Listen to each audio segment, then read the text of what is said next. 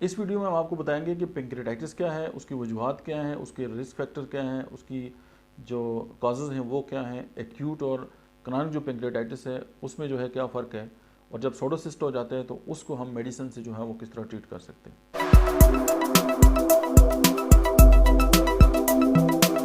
बिस्मिल्लाहिर्रहमानिर्रहीम, अस्सलाम वालेकुम। मेरा नाम डॉक्टर अहमद एजाज है और मैं सिविल होम्यो क्लिनिक्स अहमदाबाद से आपसे मुखातब हूँ।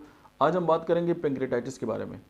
जैसे कि इसके नाम से ज़ाहिर है कि पेंक्रियाज की इन्फ्लेमेशन अगर पेंक्रियाज के अंदर हो जाती है तो उसको पेंक्रेटाइटिस कहते हैं, या हम ये कह सकते हैं कि जो लबलबा है उसके अंदर सोजिश हो गई है। लबलबा या पेंक्रियाज जो है, इसकी सोजिश जो है वो पेंक्रेटाइटिस जो है वो कहलाती है। अब लबलबा जो है वो एक लंबा और फ्लैट जो है वो ग्लैंड है जो मैदे की पिछली जानब जो है वाक़ होता है, और लबलबा से जो है वो मुख्तलिफ़ किस्म की जो एंजाइम्स है उनके अखराज होते हैं जो हमारे निज़ाम के अंदर जो है वो मददगार होते हैं। लबलबा जो है उससे हार्मोन्स भी खारिज होते हैं जो कि जिसम में शुगर की मिकदार को कंट्रोल करते हैं, जिसे हम इंसुलिन कहते हैं। पेंक्रेटाइटिस बाज़ औक़ात एक्यूट और बाज़ औक़ात क्रॉनिक है, एक्यूट एंड क्रॉनिक। और एक्यूट हालत जो है जिसको हम जो है वो आद भी कहते हैं, और वो एक अचानक ही सडनली जो सिम्टम्स अपीयर होते हैं, और एक्यूट जो कंडीशन है वो जब आती है और कुछ दिन रहने के बाद जो है वो ठीक हो जाती है, उसमें मौत यही है कि मरीज़ का खाना पीना बंद कर देते हैं और उसको लिक्विड जो है वो देते हैं, और साथ जो है वो मेडिसिन। जबकि क्रॉनिक हालत जो है वो कई सालों तक जो है वो जारी रहती है, और माइल्ड केसेस में ये बगैर किसी ट्रीटमेंट के प्राइज के साथ ही ठीक हो जाते हैं, लेकिन जो सीवियर केसेस हैं उसमें जान भी जा सकती है। अब हम बात करते हैं कि सिम्टम्स ऑफ एक्यूट पेंक्रेटाइटिस जो है वो क्या हो सकते हैं। सबसे पहले जो है कि पेट की ऊपरी हिस्से में जो है वो दर्द होता है। उसके बाद ये है कि पेट का दर्द जो है वो पीछे की जानब भी जो है वो जाता है। पेट का दर्द जो है वो खाने के बाद जो है वो शिद्दत इख्तियार कर जाता है। उसके बाद उसके साथ फीवर हो सकता है, जैसे कि इन्फेक्शन है, इन्फ्लेमेशन है। और उसके बाद जो है वो जो पल्स है वो बहुत ज़्यादा तेज़ हो सकती है। उसके बाद मतली है, उल्टी है। उसके बाद जो है वो टेंडरनेस व्हेन टचिंग एब्डोमेन, हाथ लगाएंगे तो मरीज़ चीखेगा दर्द के साथ। ये तो एक्यूट जो है उसके सिम्टम्स हैं। अब अगर हम क्रॉनिक पेंक्रेटाइटिस है तो उसकी हम जो है वो बात करते हैं, वो ये है कि पेट का जो ऊपरी हिस्सा है उसमें दर्द होगा। नंबर 2, वज़न का अचानक जो है वो ड्रॉप हो जाना, कम हो जाना। और जो स्टूल है उसके अंदर बू आएगी और वो ऑयली होगा, यानी जब भी बंदा वॉशरूम जाएगा तो उसका जो स्टूल है उसके साथ उसको लगेगा जैसे ऑयल जो है वो निकल रहा है। तो ये क्रॉनिक पेंक्रेटाइटिस की एक अलामत है। पेंक्रेटाइटिस के जो काजेज़ हैं उसमें यह है कि अगर हम ये देखते हैं कि उस जो मतलब है कि पेंक्रियाज है उसके अंदर जो है जब इन्फ्लेमेशन उस वक्त होती है जब डाइजेस्टिव एंजाइम जो हैं वो लबलबे के अंदर ही एक्टिव जो है हो जाते हैं, जिससे जो है लबलबे में इरिटेशन पैदा होती है और ये सोजिश का बायस जो है वो बनती है। बार बार होने वाला एक्यूट पेंक्रेटाइटिस जो पेंक्रियाज है उसको डिस्ट्रॉय करके रख देता है, और ये क्रॉनिक फेज में चला जाता है, और लबलबे के अंदर जो है टिश्यूज़ हैं, स्कार टिश्यूज़ भी बन जाते हैं, जिसकी वजह से जो पेंक्रियाज है उसका जो फंक्शन है वो मुतासर हो जाता है। और मतलब उसकी जब फंक्शन मुतासर होगा तो डेफिनेटली जो डाइजेशन का प्रोसेस है वो डिस्टर्ब हो जाएगा, और इस कंडीशन की वजह से जो है वो एक जो इन्फ्लेमेटरी जो सिम्टम्स हैं वो आएंगे। तो अभी हम बात करते हैं कि जो मेन चीज़ें ऐसी हो सकती हैं कि जिसकी वजह से चांसेस हैं कि जो लबलबे के अंदर सोजिश हो सकती है। मसलन एब्डोमिनल जो है वो कोई ऑपरेशन हुआ है, उसके अलावा ऐसे लोग हैं जो अल्कोहल का इस्तेमाल करते हैं, उसके बाद उनको कोई इन्फेक्शन हुआ है, उसके अलावा जो है वो सर्टेन कोई मेडिकेशन जो है उसको इस्तेमाल कर रहे हैं, या सिस्टिक फाइब्रोसिस हो गया, और उसके अलावा गाल स्टोन एक बहुत बड़ी वजह है इसकी पेंक्रेटाइटिस की।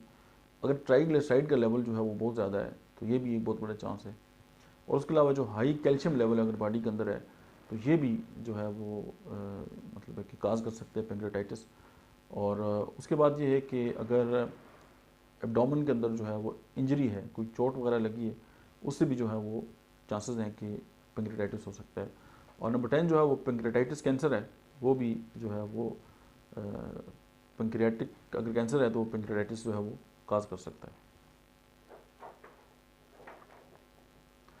अब हम बात करते हैं कि पेंक्रेटाइटिस के जो रिस्क फैक्टर हैं वो क्या हैं। मतलब सबसे ज़्यादा जो है वो है शराब नोशी, अल्कोहलिज्म।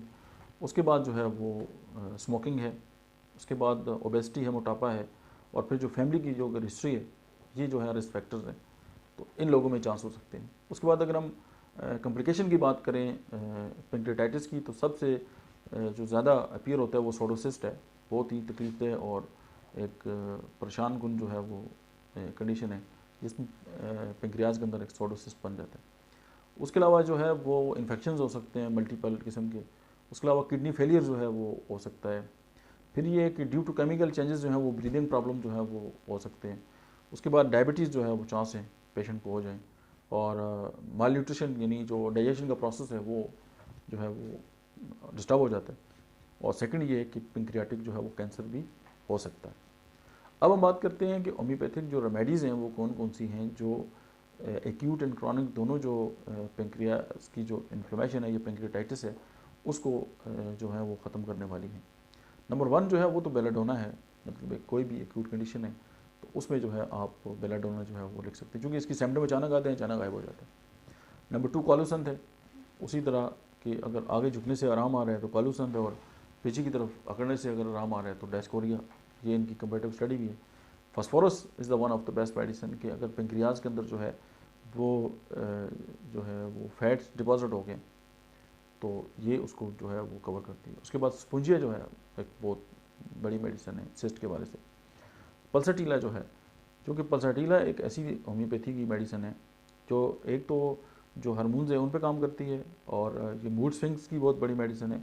उसके अलावा जो थायराइड ग्लैंड है उस पर इसका बहुत बड़ा एक रोल है, और ज़ाहिर है हार्मोन्स का जब बैलेंस डिस्टर्ब होता है तो पेंक्रियाटाइटिस ज़ाहिर है उसके साथ एक जुड़ी हुई बात है। फिर काली आयोडाइड है, अब पोटेशियम जो है आयोडाइड आयोडीन आ गई यहाँ पे, तो ज़ाहिर है पेंक्रियाज तो ग्लैंड है तो ग्लैंड पे आयोडीन का जो है वो बहुत बड़ा अमल दखल है। उसके अलावा जो है गैलियम अपारीन एक मेडिसिन है होम्योपैथी की, वो से वाले से बहुत बेहतरीन शोहरत रखती है। उसके अलावा यानी कि आपको सिम्टोमेटिकली जो भी मेडिसिन आपके सामने आती है वही वहाँ पे काम करती है। अब lycopodium is the one of the best medicine, calcarea carb is the one of the best medicine, insulin is the one of the best medicine homoeopathically.